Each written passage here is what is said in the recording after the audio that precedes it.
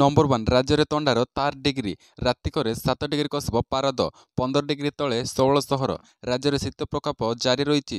राउरकेला रे राति तापमात्रा 8.4 degree Celsius खसी 26 सहर रे 15 डिग्री तले रही पारद। आगक शीत आहरी बढ़ 16 तारिख बेलू राउरकेला रे तापमात्रा 7 डिग्री को कसब अनेक स्थान रे पारद 10 डिग्री तले थिबो। एतिरे पूर्वानुमान करिछि पाणीपाग विभाग। शुक्रवार राउरकेला रे राति तापमात्रा 8 डिग्री थिला। आज राउरकेला रे 7 डिग्री को कसब पारद। 16 तारिख रे भी जाड़े तरब राउरकेला और यार आखपाख अंचल झारसुगुड़ा बौद्ध फुलबाणी और केन्दुझर रे 9 डिग्री, सुंदरगढ़ भवानीपाटना कोरापुट ढेंकानाल और बारिपदा रे 10 डिग्री, बलांगीर रे राति तापमात्रा 11 डिग्री सेल्सियस रहिबा संभावना अछि बोली पाणीपाग विभाग आकलन करिछि। नंबर 2 बीएसएनएल रो 5G सर्विस सरकार कले बड़ घोषणा। टेलीकॉम दुनियार शुभारंभ एबाक जाउछि एक वैप्लविक परिवर्तन।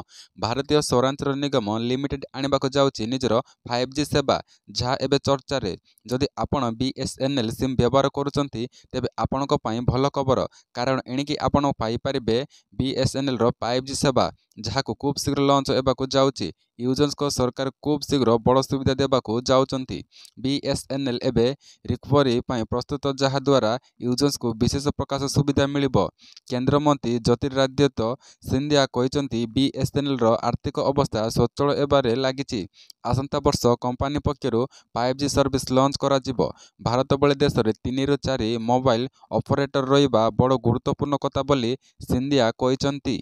नंबर 3 सरकारक बड़ घोषणा बढ़िला पीएम किसान रो स्वतंत्र अभियान अवधि। भारत एक कृषि प्रधान देश। भारत में 50% रु अधिक लोक चाषरू रोजगार करती।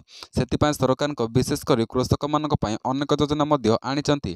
जो माने चाष करी पर्याप्त अर्थ रोजगार करने को सक्षम नुहंती से कृषक मानक आर्थिक सहायता जोगाइबा पई सरकार प्रधानमंत्री किसान सम्मान निधि योजना चलाउचंती।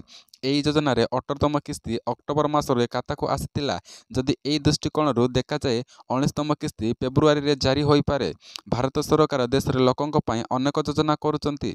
देश रे कोटी कोटी लोक एही सरकारी योजना रे लाभ पाइचंती। नंबर 4 उपदेष्टा कमिटी क्षोभ ओडुआरे नवीन आभिमुखी स्पष्ट कर तापरे संगठन कथा। प्रथम दल रे आभिमुखी स्पष्ट हो तापरे संगठन कथा।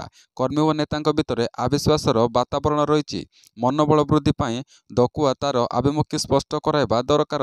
आज एभली ढंगरे बीजेडी सुप्रीमो नवीन पट्टनायक आगरे निज निजर असंतोष व्यक्त करिसंती बीजेडी 12 जणिया उपदेष्टा मंडली। दलर वरिष्ठ नेतांकर एभली रक्तकथा पर नवीनक ओडुआ पड़ी। दलर विपर्य मुख्य सुदूर बीके पांड्यान को कल दे धरबार साइड इफेक्ट एवं दल को विभाजन आड़ को नहीं जाइतिबा नवीनंकर अनुभव करुतिले मध्य अजणा कारणरू किछि पदक्षेप नहीं पारुनथिबा जणा पड़िछि। नंबर 5 तत्काल टिकेट बुकिंग एवं सहज यात्री को मिलिबो अधिक समय। जानतु यात्रार दिनक पूर्व किपरि करिवे बुकिंग। तत्काल टिकेट बुकिंग रे होइछि परिवर्तन। एथिरे यात्री को टिकेट बुकिंग पई अधिक समय मिलिबो, जेउंथिरे लोकमानक सुविधा रे टिकेट बुकिंग सुविधा पाई परिबे। आगरु तत्काल टिकेट बुकिंग रे समय 10टा बाजी 15 मिनिट थिबा बेले एबे समय बदली 10टा बाजी 10 मिनिट रहिछि। समय परिवर्तन मूल उद्देश्य हेउछि टिकेट बुकिंग पई यात्री को अधिक समय मिलिबो। यात्रा करिबार गोटिए दिन पूर्व टिकेट तत्काल रे बुक करा जाए। तत्काल टिकेट बुकिंग पई किछि नियम और शर्त रहिछि। एही क्लास रे यात्री मानक पई सकाळ 10:10 रु टिकेट बुकिंग आरंभ करा जाए। सेही परि नॉन एसी पैसेंजर पई 11:10 रु टिकेट बुकिंग काउंट कलिबो। नंबर 6 देखंतु वीडियो। घरे पहुंचवा परे अल्लूंग पत्नी और मां एमिति कले। शुक्रवार राति जेल रे रहिबा परे साउथ सुपरस्टार अल्लू अर्जुन को शनिवार सकाळे निज घरे पहुंचीचंती। दीर्घ 2 घंटा पर घर को फेरिबा परे स्वामी को देखि बाबवियल होइतिले पत्नी स्नेहा रेड्डी। से स्वामी को सामने देखि आलिंगन करितिबा वीडियो रे एबे भाइराल हेउछि। वीडियो रे स्नेहा सहित तांको पिला माने मध्य नजर आसिचंती। घरे पहुंचवा परे अल्लूंको मां तांको नजर उतारितिले। नंबर 7 अग्नि परीक्षा पूर्व मोदी शरण में नवीन। क्षमताच्युत एवं पर नवीन पट्टनायक कांग्रेस सह तांकर बहु पुराना संपर्क को आउतर नुआ रूप देवाई चेष्टित थिबा बेले राज्य राज्यसभा अध्यक्ष जगदीश धनखड़ रदरे विरोधी दलर अनास्था प्रस्ताव तांको बड़ अग्नि परीक्षा भीतर को ठेली देइछि। किंतु नरेंद्र मोदी एवं भाजपा को टक्कर देवाई सबु साहस अराई करिसंती नवीन। अग्नि परीक्षा पूर्व आत्मसमर्पण कर सारिचंती बीजेडी सभापति। संसद ସଂସଦରେ ଉପରାଷ୍ଟ୍ରପତି ବାଜପାକୁ ସୁହାଇଲା ଭଳି ନିଷ୍ପତ୍ତି ନେଇ ବିରୋଧୀ ଦଳକୁ ଅପମାନିତ କରୁଛନ୍ତି ବୋଲି କଂଗ୍ରେସ ଓ ଅନ୍ୟ କେତେକ ଦଳର ଅଭିଯୋଗ ଅଛି। ନିୟମ ବାହାରକୁ ଯାଇ ରାଜ୍ୟସଭା ଅଧ୍ୟକ୍ଷ ମନଇଚ୍ଛା ଗୃହ ପରିଚାଳନା କରୁଛନ୍ତି ବୋଲି ସେମାନେ ଲଗାତାର କହି ଆସୁଛନ୍ତି। ନମ୍ବର 8 ନୂଆ ପାନ୍ କାର୍ଡ଼ କେମିତି ଘରେ ବସି ଆବେଦନ କରିବେ, କେତେ ଟଙ୍କା ଲାଗିବ, ଚାର୍ଜ ଜାଣନ୍ତୁ। କେନ୍ଦ୍ର ସରକାର ପ୍ୟାନ୍ କାର୍ଡ଼କୁ ସଭିଙ୍କ ପାଖରେ ଉପଲବ୍ଧ କରାଇବା ସହ ଏହାର ଦକ୍ଷତା ବଢ଼ାଇବା ପାଇଁ ପ୍ୟାନ୍ 2.0 ପ୍ରୋଜେକ୍ଟ ଆରମ୍ଭ କରିଛନ୍ତି। ନୂଆ ପାନ୍ କାର୍ଡ଼ରେ କ୍ୟୁଆର୍ କୋଡ଼ ମଧ୍ୟ ରହିଛି। ଏହି କ୍ୟୁଆର୍ କୋଡ଼ ସ୍କାନ୍ କଲେ ସେହି ବ୍ୟକ୍ତିଙ୍କ ବିଷୟରେ ସବିଶେଷ ବିବରଣୀ ଜାଣି ହେବ ଏବଂ ଏହି କ୍ୟୁଆର୍ କୋଡ଼ ସମିଷ୍ଟ ଆମର ବହୁ ଗୁରୁତ୍ୱପୂର୍ଣ୍ଣ କାର୍ଯ୍ୟରେ ସହାୟତା ହେବ। ସରକାରୀ ଆକଳନ ଅନୁଯାୟୀ ପ୍ୟାନ୍ 2.0 ପ୍ରୋଜେକ୍ଟରେ 1,435 କୋଟି ଟଙ୍କା ଖର୍ଚ୍ଚ ହୋଇପାରେ। ନୂଆ ପ୍ୟାନ୍ କାର୍ଡ଼ ଲାଗୁ କରିବାର କାରଣ ଡିଜିଟାଲ କ୍ଷେତ୍ରରେ ଭାରତକୁ ସଫଳ କରିବା ସହ ଆୟର ବିଭାଗ ସୁପରିଚାଳନା ବ୍ୟବସ୍ଥିତ ଢଙ୍ଗରେ କରିବା ମଧ୍ୟ ସାହାଯ୍ୟ କରିବ। ପ୍ୟାନ୍ 2.0 ଏକ ଇ-ଗଭର୍ଣ୍ଣାନ୍ସ ଯୋଜନା ଅଟେ, ଯାହାର ଉଦ୍ଦେଶ୍ୟ ଟିକସଦାତାଙ୍କ ପାଇଁ ପଞ୍ଜୀକୃତ ଥିବା ସେବାକୁ ନୂଆ ରୂପ ଦେବା। ନମ୍ବର 9 ବଡ଼ ଗେମ୍ ଖେଳିଲେ ୟୁନୁସ୍ ସରକାର, ବଢ଼ିଲା ଭାରତ ଟେନସନ୍। ବାଂଲାଦେଶରେ ୟୁନୁସ୍ ସରକାରଙ୍କ ନୂତନ ନିଷ୍ପତ୍ତି ଭାରତର ଟେନସନକୁ ବଢ଼ାଇ ଦେଇଛି।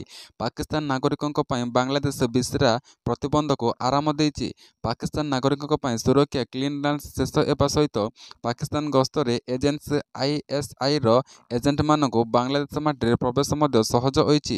ରିପୋର୍ଟ ଅନୁଯାୟୀ ଆଞ୍ଚଳିକ ବିଶ୍ଳେଷକମାନେ ଚେତାବନୀ ଦେଇଛନ୍ତି ଯେ ଏହି ବିକାଶ ବାଂଲାଦେଶ ଏବଂ ପାକିସ୍ତାନ ମଧ୍ୟରେ ସମନ୍ୱୟ ବୃଦ୍ଧି କରୁଛି ଏବଂ ଏହାର ପ୍ରତ୍ୟକ୍ଷ ପ୍ରଭାବ ଭାରତ ସୁରକ୍ଷା ଉପରେ ଦେଖିବାକୁ ମିଳିପାରେ। କର୍ଣ୍ଣେଲ ଅଜୟ ରାଇନା କହିଛନ୍ତି, ଯଦି ସବୁକିଛି ସେମାନଙ୍କ ଯୋଜନା ଅନୁଯାୟୀ ଚାଲିଥାଏ, ତେବେ ଖୁବ୍ ଶୀଘ୍ର ବାଂଲାଦେଶ ପୂର୍ବ ପରି ପୂର୍ବ ପାକିସ୍ତାନରେ ପରିଣତ ହେବ। ନମ୍ବର 10 ଆସନ୍ତା ବର୍ଷ ମହଙ୍ଗା ଭତ୍ତା ହେବ ଏତିକି ପ୍ରତିଶତ ବୃଦ୍ଧି, ମିଳିବ ଅଧିକ ଦରମା। କେନ୍ଦ୍ର ସରକାରରେ ପୁଣି ଥରେ ନୂଆ ବର୍ଷରେ କର୍ମଚାରୀମାନଙ୍କ ପାଇଁ ବଡ଼ ଆରାମ ଦେବାକୁ ଯାଉଛି। କୋଟି କୋଟି କେନ୍ଦ୍ରୀୟ କର୍ମଚାରୀଙ୍କ ଏବେ ପେନ୍ସନଭୋଗୀଙ୍କ ମହଙ୍ଗା ଭତ୍ତା ଏବଂ ମହଙ୍ଗା ରିଲିଫରେ ଆରକୁ ସଂଶୋଧନ କରିବେ। ନୂଆ ବର୍ଷର ବଡ଼ ଉପହାର ଦେଇପାରନ୍ତି ସରକାର। ତଥ୍ୟ ଆଧାରରେ ମହଙ୍ଗା ଭତ୍ତା ସଂଶୋଧିତ କରାଯାଏ। ଜାନୁଆରୀ ଏବଂ ଜୁଲାଇରେ 2024ରେ କର୍ମଚାରୀମାନଙ୍କ ପାଇଁ ମହଙ୍ଗା ଭତ୍ତା 4%କୁ ବୃଦ୍ଧି କରାଯାଇଥିଲା। ଜୁଲାଇରେ ମହଙ୍ଗା ଭତ୍ତା 3% ବୃଦ୍ଧି କରାଯାଇଛି। ବର୍ତ୍ତମାନ ନୂଆ ବର୍ଷରେ କର୍ମଚାରୀଙ୍କ ପାଇଁ ମହଙ୍ଗା ଭତ୍ତା ବୃଦ୍ଧି କରାଯିବ। ଏହା ପୂର୍ବରୁ ଜୁଲାଇରେ ବୃଦ୍ଧି ସହିତ ମହଙ୍ଗା ଭତ୍ତା 53%କୁ ବୃଦ୍ଧି ପାଇଛି। ବର୍ତ୍ତମାନ 48 ଲକ୍ଷ କର୍ମଚାରୀଙ୍କ ସମେତ 68 ଲକ୍ଷ ପେନ୍ସନଭୋଗୀଙ୍କୁ ମହଙ୍ଗା ଭତ୍ତା ଭାବରେ 53% ମୌଳିକ ବେତନ ପ୍ରଦାନ କରାଯାଉଛି। ଭିଡ଼ିଓଟି ସମ୍ପୂର୍ଣ୍ଣ ଦେଖିଥିବାରୁ ଆପଣଙ୍କୁ ବହୁତ ବହୁତ ଧନ୍ୟବାଦ। ଚ୍ୟାନେଲକୁ ଯଦି ଆପଣମାନେ ସବସ୍କ୍ରାଇବ୍ କରିନାହାନ୍ତି, ଚ୍ୟାନେଲକୁ ସବସ୍କ୍ରାଇବ୍ କରି ପାଖରେ ଥିବା ବେଲ୍ ଆଇକନକୁ ଅଲ୍ରେ ସିଲେକ୍ଟ କରିଦେବେ।